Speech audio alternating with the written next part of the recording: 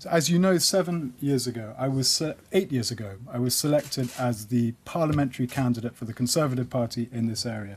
And among a lot of other things, I promised you that I would fight the threat of Heathrow expansion, which has been a sword hanging over this community for years. I promised you as well that if my party won the election, Heathrow expansion would be off the agenda. It would be scrapped. And I wasn't making that up.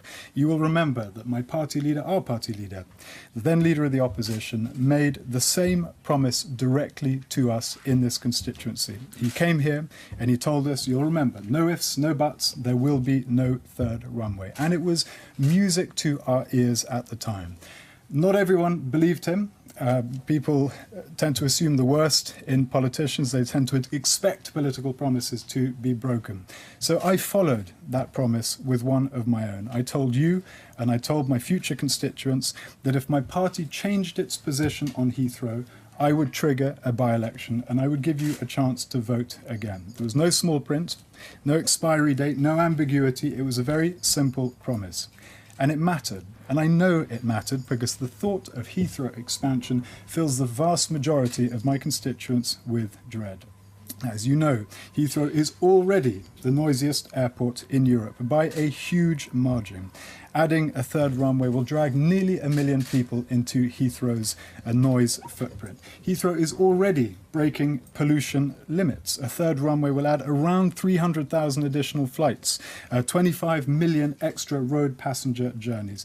And the cost of this project will fall largely to the taxpayer. Heathrow is already the most expensive airport in the world. The surface transport costs alone to accommodate all that extra traffic will be up to £20 billion. And that is a bill which we're going to have to pay.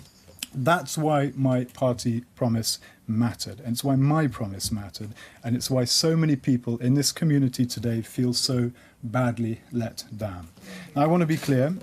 This is not the end. The government has chosen the most polluting, the most disruptive, the most expensive option, but it has also chosen the option with the least likelihood of actually being delivered. The sheer complexity, the legal risks, the costs means that Heathrow expansion is not going to get off the ground. And I believe this will be a millstone around this government's neck for many, many years to come.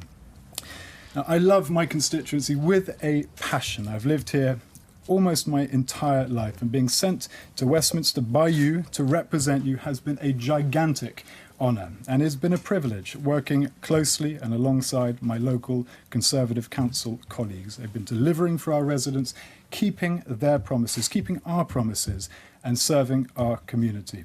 But today, as you know, I have to honour my promise. And so I've resigned as your Member of Parliament, and I'll be standing in the by-election as an independent candidate. Now, I know that there will be some who see the government's decision today not as the outrage that it is, but as an opportunity to advance their party interests. But this election must be a referendum on Heathrow expansion. It is our chance to send a message to government and to Heathrow via the ballot box. And so I'm asking you to give me the mandate I need to continue fighting this fight. Thank you all very much indeed.